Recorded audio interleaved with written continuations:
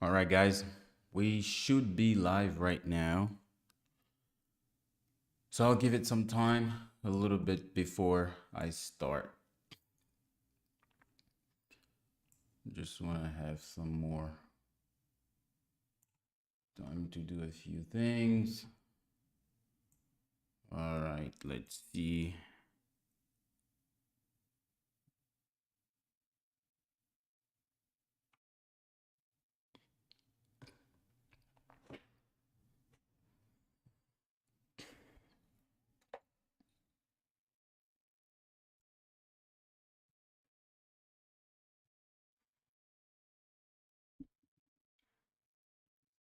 All right. So we'll wait for. I see that we got a few people watching already. Can you guys all hear me well? If you can hear me well, can you please drop your thumbs down? If not, I don't know if my internet is fast enough. I think I need to actually connect the Ethernet cable so that way it'll be faster. But just let me know if I'm buffering or if everything is fine. Just let me know in the chat, please. I see that I got 3 concurrent people watching right now.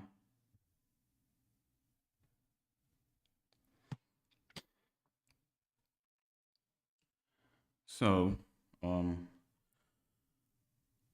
all right. Let's see.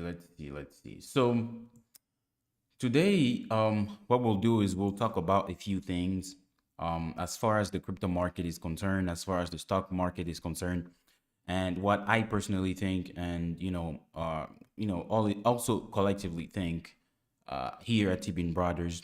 And if you guys can hear me well, can you please let me know in the chat? I just want to make sure that everything, all the sounds are perfect before I really jump into this, because I don't want to start talking for hours or minutes, and then realize that no one is listening to me right now. So please let me know.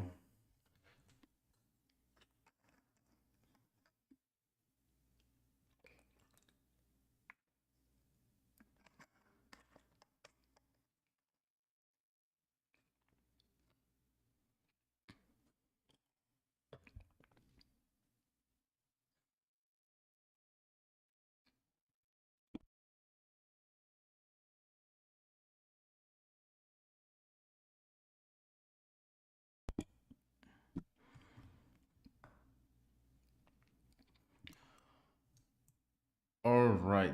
All right. Okay. So I think I'll start now. So as I was kind of saying earlier, some of you are already in the market. You know what's going on. We have um huge sell-off in the market, from the cryptocurrency markets all the way to the stock market. It's really, really super bad out there. And I understand that some people are very worried right now because they're looking at everything just stumbling day by day, and then they're not sure what to do. One thing that I have to be really honest with today is, you're not the only one. All of us are have red accounts. Our portfolio is stumbling. Personally, it's really red. It's really bad. But I will start off with just like some psychological ways of navigating this markets, because I think that some people sometimes, they spend their time looking at their accounts all day long, and that makes things harder, because it makes things harder because you're constantly reminding yourself, and you're constantly thinking about it. And if you have a pretty good conviction of what you've invested in, and this is for only people that are, I'm kind of expecting here that you're investing for a mid to long term, right? Not a short term thing. If you're trading, that's something different. I'm personally not really haven't been trading in a while. I mostly just kind of buy and hold for a while, and that's because I had been busy. I had been busy with so much. And some of you that watches us here, you can probably already have kind of realized that, I especially personally kind of slacked off on YouTube a little bit for a while. That's because I was busy with other things in my life, and that's kind of to the side now. And I think I should be able to come back and focus a little bit more here. But like I was saying, right? I got sidetracked a little bit, but like I was saying is, I think if you're investing for the mid to long term, right?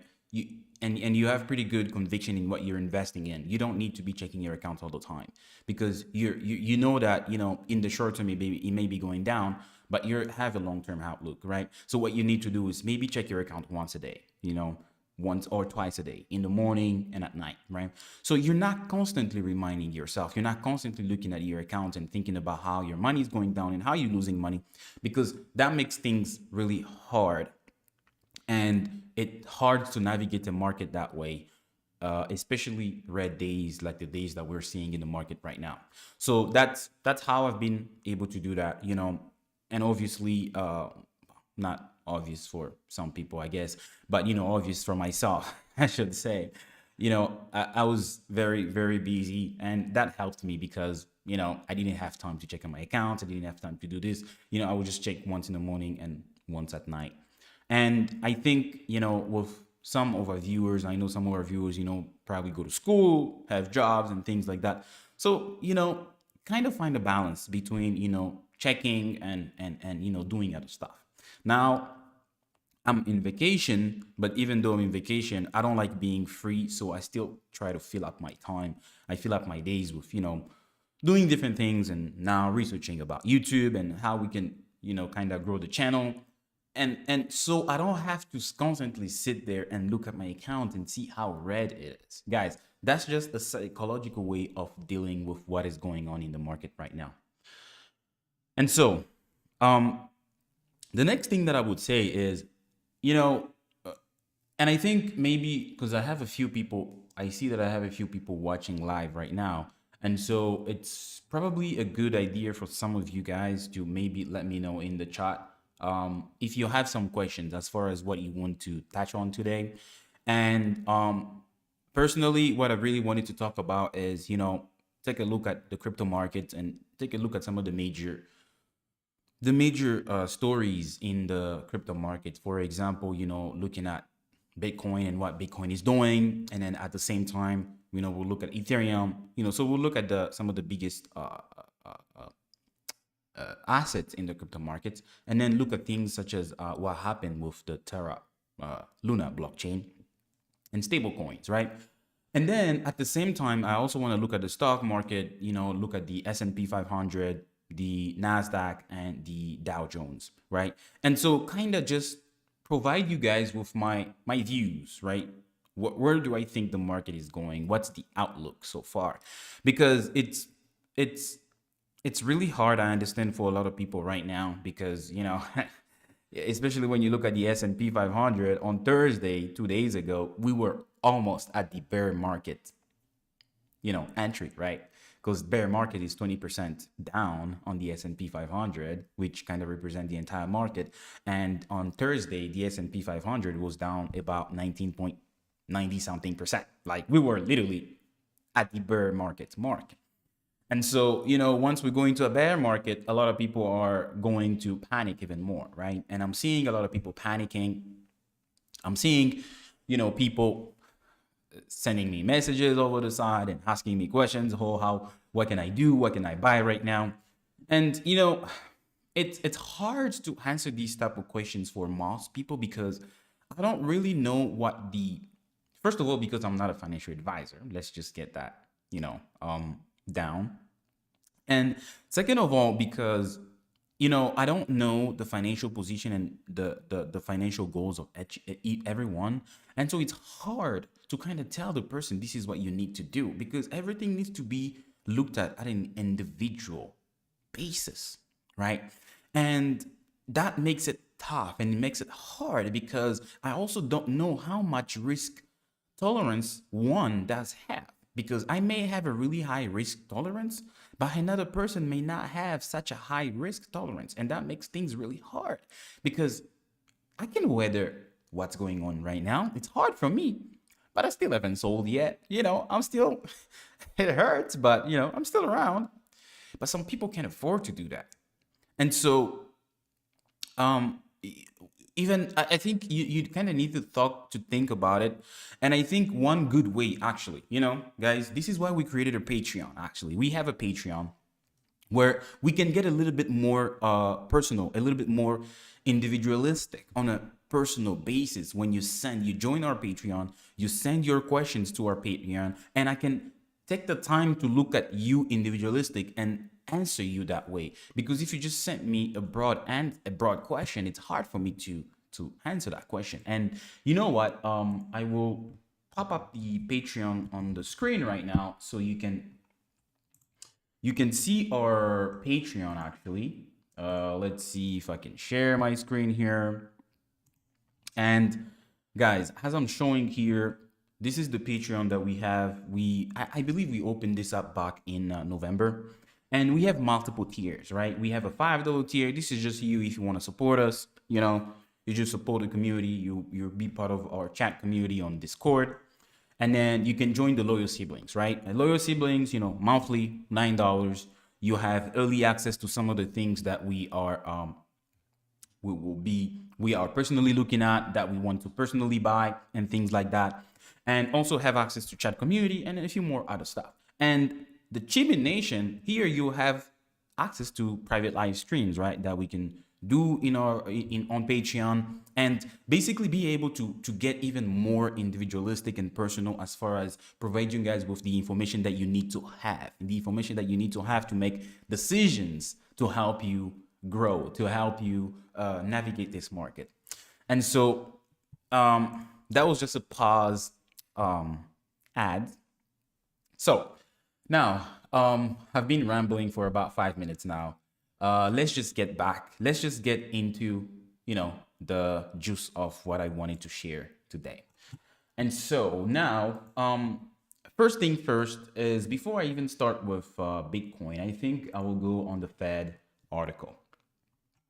So, as some of you guys may already know, what's really happening in the market right now is because we've had issues with inflation, right? Inflation is really high, and we're seeing that, especially the Biden administration, these are politicians, right? They want to be reelected. They know that if they keep inflation so high and cost of living stays so high, people are not going to reelect them. People are not going to vote for them. And so they need to make sure that they bring the prices down so that they can get reelected, right? And, with the likes of everything that they're creating, the war going on in Ukraine, and, supply chain issues because of, Uncle Coco that we had since 2020. And so it makes things really hard. And that has created a really high inflation, right? Right now, inflation is about 8.3% from the last numbers, right? And so I'm going to read this first inflation article, not all of it, but just part of it, so we can kind of see what's going on. But give me a second, just drink this water. So now, when we look at these inflation numbers, here it says inflation rate slows to 8.3% after gas prices fall, but consumers still face rapidly rising costs. And here it says the yearly rates of US inflation fell to 8.3% in April to mark the first decline in 8 months. But the upward pressure on prices is unlikely to ease fast enough to give Americans much relief anytime soon. Then it says, Consumer Price Index rose by 0.3% last month, the government said Wednesday, matching the smallest increase in 8 months. Lower gas prices were the chief reason for the small rise in inflation last month. Oil prices surged after the Russian invasion of Ukraine and then leveled off in April. The rate of inflation over the past year slowed to 8.3% from 8.5%. Not rose. The first time it's declined since last summer. The March reading was highest since 1981. Guys, these inflation numbers we're seeing high inflation numbers that we haven't seen since the 80s, guys. Yet, the so-called core rate of inflation, which omits food and energy, rose by a stronger 0.6%. Wall Street had forecast 0.4%. And guys, this is what it's saying here, right? We're saying inflation, but the inflation number that we're looking at are not including prices of food and energy, guys. And this is, I don't know, man. I see this. This is this is something that I always say with the government is the government, they try to manipulate things. They try to play with things to play with people because you're looking at inflation numbers and you're not including food and energy. Guys, food and energy are essential to life. We need food to survive. We need energy to survive. We need energy for transportation. I need energy to be talking to you guys right now. I need energy to make food. We need energy for everything. I mean, these two things are super essential to life. I'm sorry, guys. It's just pissing me off because just what the government does, man. It's just, I don't know, man. It's crazy. But anyway, let's keep on going. Let's not get, too emotional. Anyway, so it says here, the higher than expected increase in the core rate, the largest since January, disappointed Wall Street. The Federal Reserve views the core CPI as a more accurate measure of inflationary trends, but most Americans still pay a large share of the budget for fuel and meals. That's what I'm saying right here, guys. They're not considering energy and food in those numbers. That is just outrageous. It's insane. It's insane. But anyway, if you guys have some thoughts, please let me know in the comment below so we can get a little bit more ahead of what's going on today. And so basically, guys, these are some of the looking at the kind of risk, right, and risk tolerance in the market. And here we're looking at CPI, and we're seeing the CPI is above 7%. Is in the 8% something, above 8%. And we have the core CPI here, which includes foods and energy, and oh, sorry, the CPI here, which doesn't include food and energy, and we're, in the 6% range. And the one that includes, food and energy is all the way in the 8% range, right? And we can see here that, guys, we see how just food and energy has a really huge effect on inflation, on the CPI or Consumer Price Index, right? So anyway, why am I showing you guys this, right? Because I think that some of you guys might be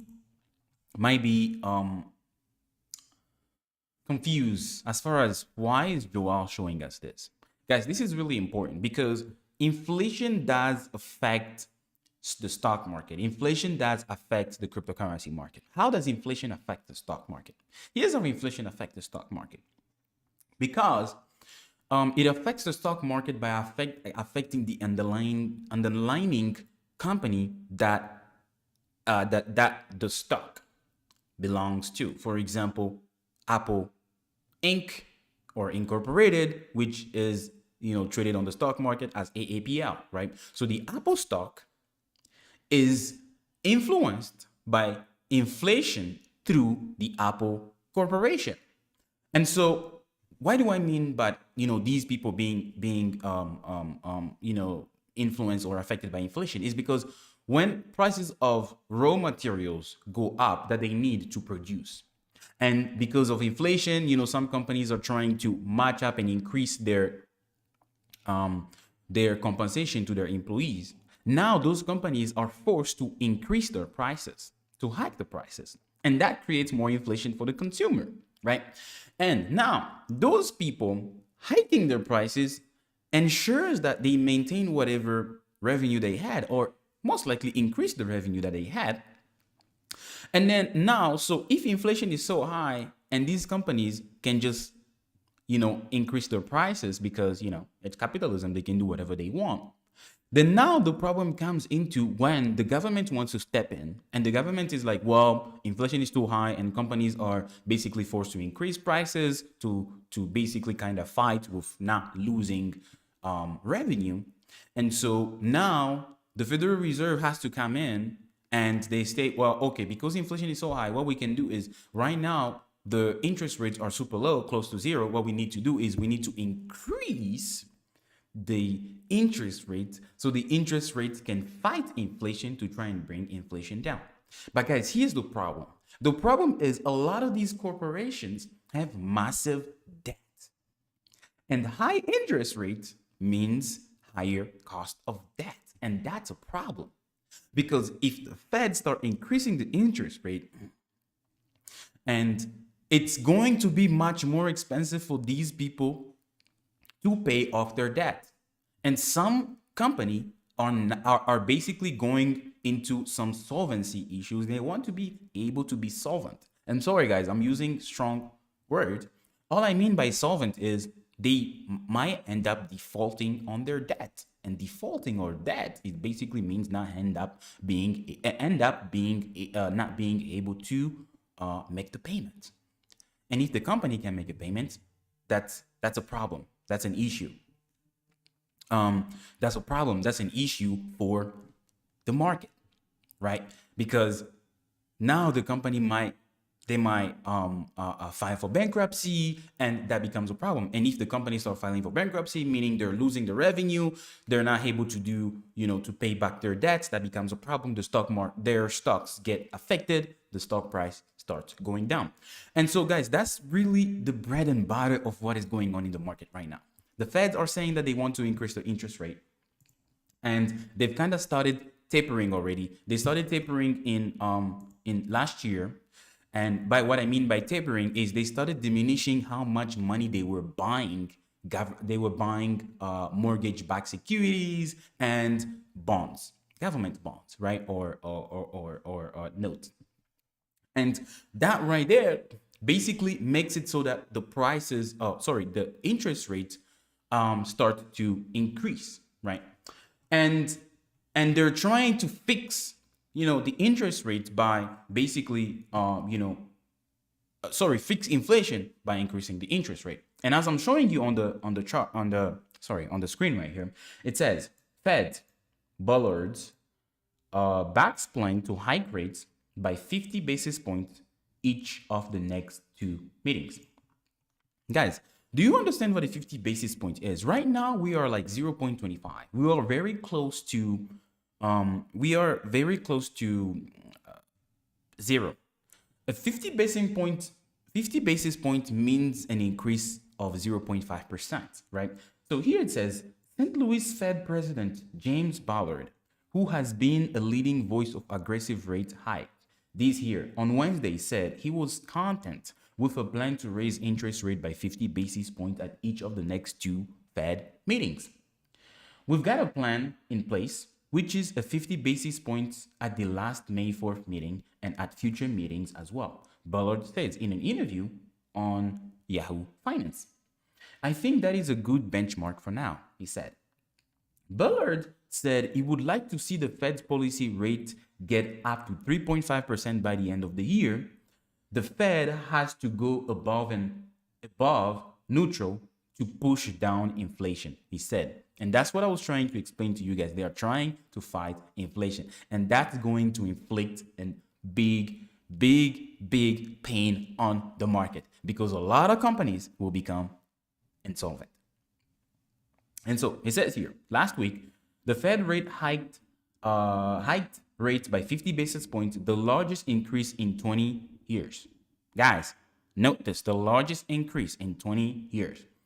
Pushing it up, policy rates to a range of 0.75 to 1%. That's what I was saying, guys. We were close to zero. We were at 0.25, and then they increased it by 50 basis points. So now we are like 0.75 to 1 range, because it can't be exact, right? It's going to be fluctuating. And so as I was saying, as if a 75 basis point hike could be warranted down the road, Ballard said on Wednesday, it was not my base case. And so guys, now that you have background of what I am basically trying to explain and trying to make you understand as far as why we're seeing this massive pain in the market, now let's jump into some exciting charts. So here I have the chart of Bitcoin. And before we get into that, let me drink some water again.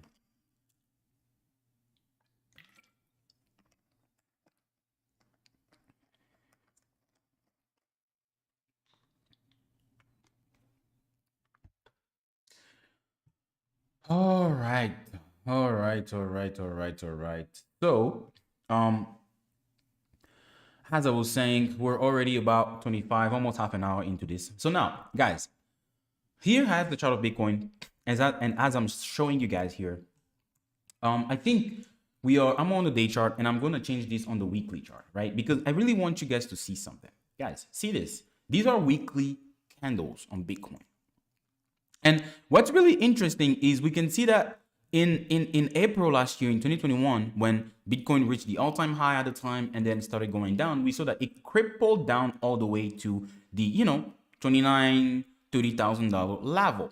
And we can see that these weekly candles, came to basically bounce off this support down here before going back up. And then we saw Bitcoin go to reaching another high in November last year. And then we came back down again. Oh, guys, sorry, I don't know what's going on with my mouse. It just magically turned off. The hell? Okay, all right, it's working again. And so we came down again, and we can see that we were getting close to this resistance again, but then we were basically kind of in this range right here where it was some type of consolidation that was going on in here. But then, guys, now see what happened is we got here, and with all the Feds issues going on and trying to increase interest rates and all that and inflicting pain on the market, we see that the crypto market right now is behaving as the stock market. It's very much correlated to the stock market. And as the stock market is going down, the crypto market started going down. And guys, see, these are weekly candles. This is since March of 2022. Every week since March of 2022, every candle since then have been red. All of them red. And then now what's really interesting, guys, is we get to this support line and we see this huge bearish candle just literally sitting back right at the support line. And what's really interesting is this candle hasn't closed below this support. And so that still gives me some hope, because that candle didn't close above the support, and we're starting a new week by tomorrow.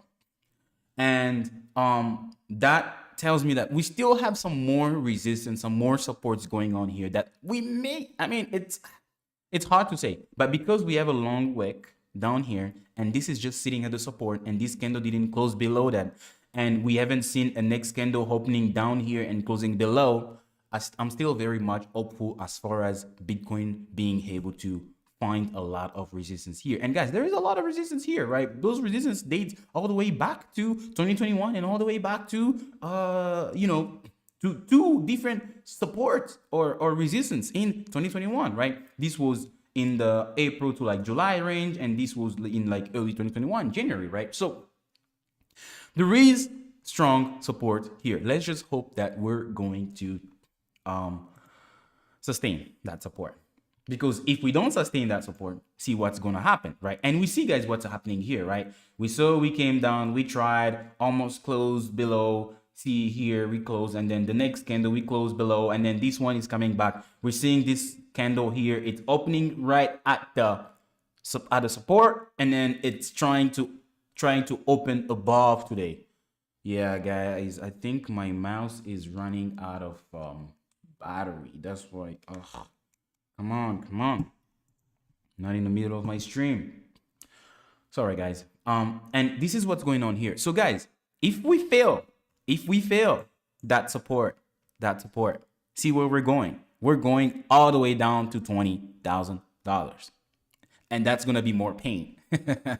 So let's just hope that doesn't happen, because that's going to be more pain. And so this is the first thing that I wanted to show you with Bitcoin. Now, oh my goodness, not again, guys. Guys, I'm sorry. This mouse. Yeah, I think the battery is dead. It just keeps turning off. Give me a second. Let me see if I can. Not in the middle of the stream. Okay, I have other batteries available here. I'm sorry, guys. Just give me a second. Let me change these batteries, please.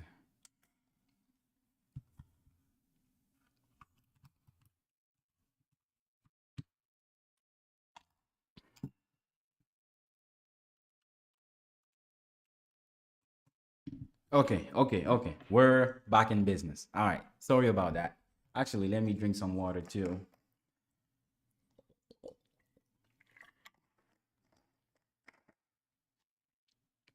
All right. So that was the first thing that I wanted to show you guys with Bitcoin. Now let's I show Bitcoin. Now let me show the S&P 500. And when we're looking at the stock market, right, we can see that since the all-time high, which was in January of this year on the S&P 500, we see that all the way up to Thursday, the S&P 500 was down almost 20%, right?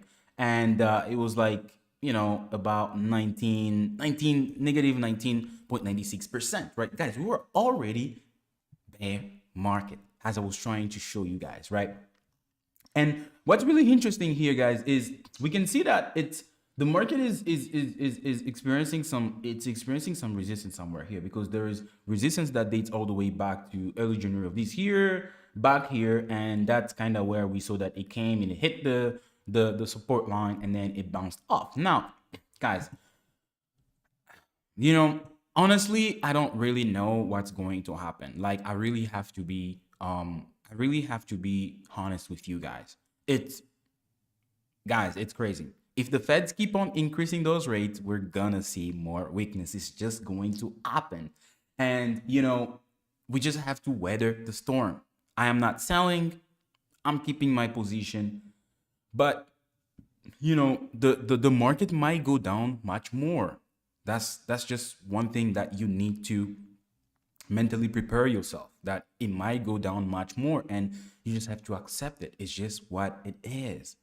You know, these people are trying to get reelected, and they're not going to stop at anything to make that happen.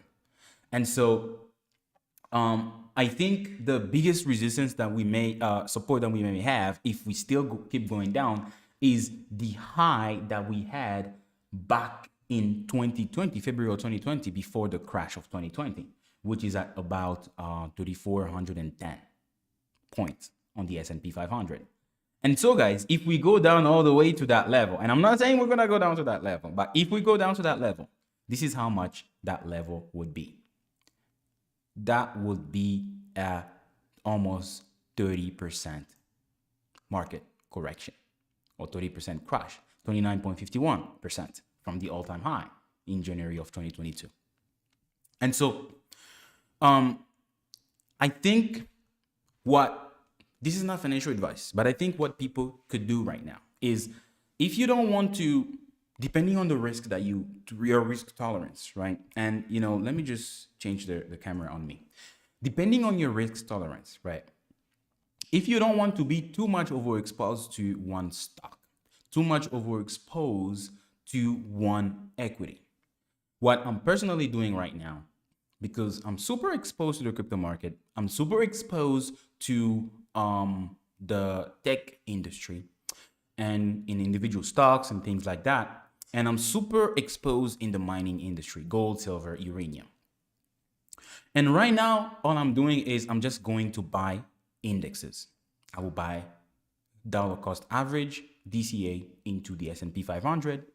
I will dollar cost average into the Nasdaq, and the Nasdaq is already down much more than the S&P 500. So let's see, the Nasdaq was down by Thursday about, let's see, how much was the Nasdaq down? Oh, sorry, I didn't take the, where is the info thing? All right, let's go. Let's see, let's look at down Nasdaq. Nasdaq was down about, by Thursday, about 43%. Nasdaq is already in bear market, right? And so if you don't want to be exposed to one stock, Apple, Nvidia, I don't know, Intel, Netflix, Square, well, I guess GameStop is GameStop really is technology? Well, it's gaming, but whatever. You get what I'm trying to say, right? If you don't want to be overexposed to those, what you can do is you can just buy the Nasdaq index, right? Because as the market starts recovering, these indexes will recover too. And you make money that way. And that's a much more conservative way. And so in that way, you can buy the index, there is for Nasdaq, there is like QQQQ or, different others, right? You can buy maybe a Nasdaq index from the Vanguard. I can't remember what it's called. There is one growth stock that I own from Vanguard, and you can buy the S&P 500 such as SPY, or you can buy Vanguard VOO, which has a much lower expense ratio than SPY. And so, guys, these are ways that I think people could weather the market right now. Just dollar cost average into these indices, and um, and you don't have to worry about buying individual stocks. That's the conservative way. And that's the approach that I'm taking right now. And I'm going to see how the market goes. And if I see that the market start recovering a little bit more, then I might start adding some position to my mining stock, some position to my tech stock, some more position to my blue chip crypto, right? The Bitcoin, the Ethereum, the Cardano. So now that we've spoken a little bit about the stock market, and we're going back to the crypto market, I think in the crypto market right now, people should abstain from buying very leveraged positions. And what I mean by very leveraged position is positions such as the Shiba Inu, the Dogecoin, because those altcoins that are outside of the top 10. I guess Doge or Shiba is kind of in the top. Well, one of those might be in the top 10 right now. But those others that are outside of the top 10, that are not blue chip, outside of the top 20, I would say even, that are not blue chip. Blue chip means they are a great project that already have adoptions, project that already have a community of people that are using the blockchain, project that have proven people, that have people who are working behind those projects, people that are trustworthy. I think those are projects that people should have. The Bitcoin, the Ethereum, the Cardano, the Chainlink, these type, the Sandbox, the Decentraland. These are projects that I personally still own till today. These are personally projects that I believe in and that I think have a great long-term outlook. And these are the projects where if I see the market start recovering, I'm going to start dollar cost averaging in. In the meantime, I'm not selling. I am not buying. I am just watching. Guys, there is power in just watching and not doing much. Sometimes you don't have to react to everything. Sometimes you just have to be still and watch. And if you feel like it, and if you feel like you don't want to be in this market, you don't want to feel all this pain, hey, maybe it's time for you to leave. This is not financial advice, by the way. Don't sell all your stuff. And then the next time you come on and say, well, I heard I followed what Joel said, I sold, and then everything is going back up now. Not my call. Your own call. Do your own due diligence and then decide what you want to do. Personally, I have shared with you guys what I'm going to do. I'm not going to try to get more leverage in the market.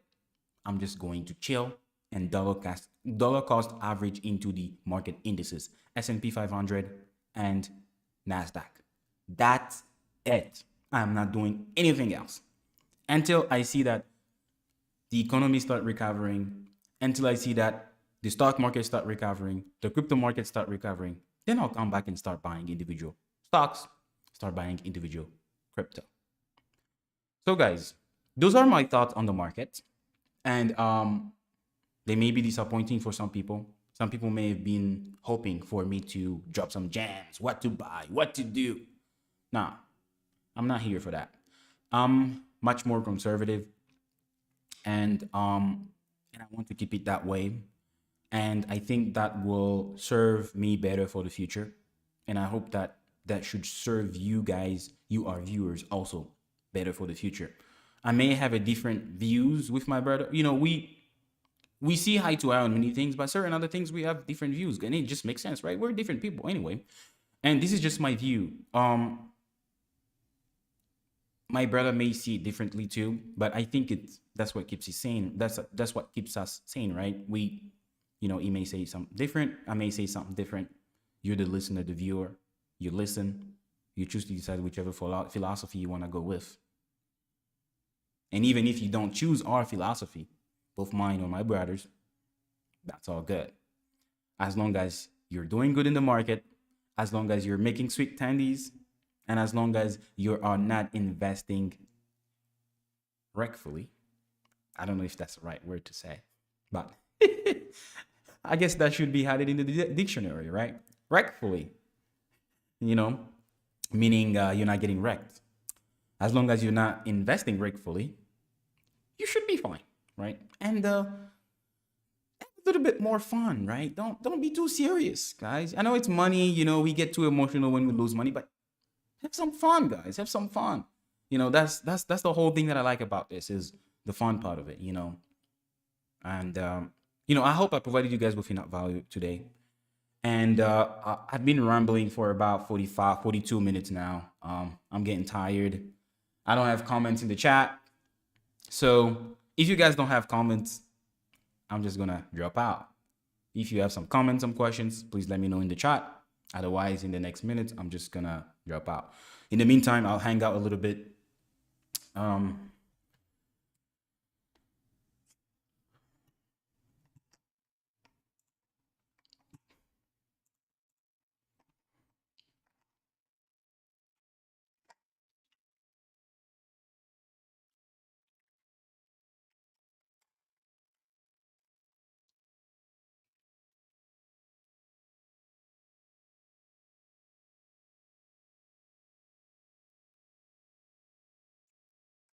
All right, guys, like I was saying, if you have questions, please let me know.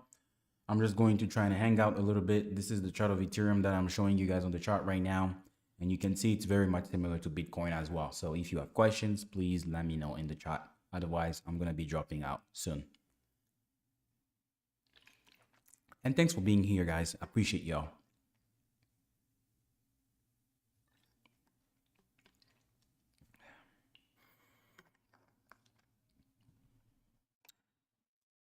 So when we look at, let's see, this is Cardano versus Bitcoin. We see Ethereum versus Bitcoin. We see that Ethereum lately is lagging a lot more versus Bitcoin. It's much more weaker.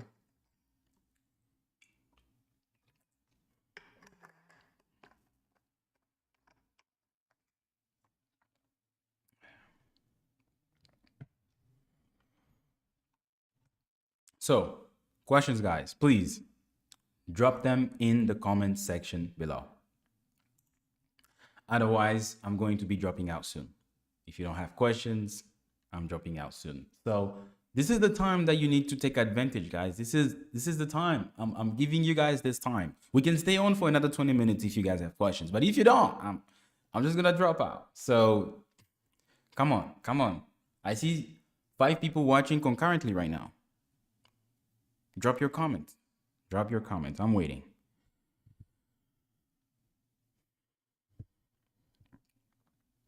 Or even if you have some feedback. Maybe you don't like the way I talk. Maybe you don't like the way I present things. Let me know. I'll take any feedback, you know. Constructive feedback, of course.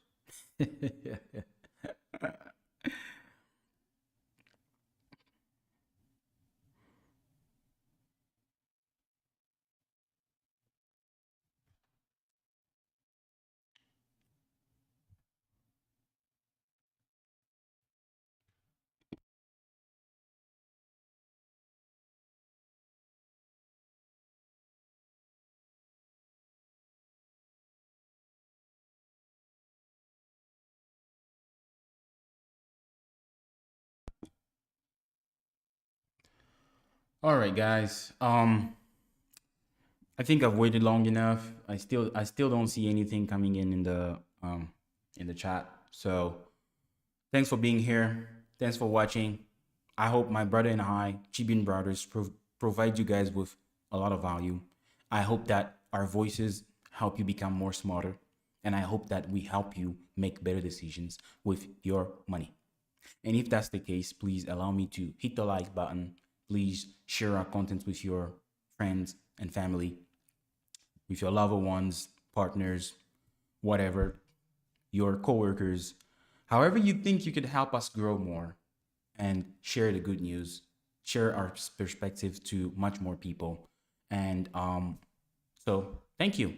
And I will see y'all in my next video on Sunday. And next Sunday, not this Sunday coming tomorrow, but Sunday coming next week, because I just did a almost 45-minute live. So no video coming out tomorrow. Anyway, thank you.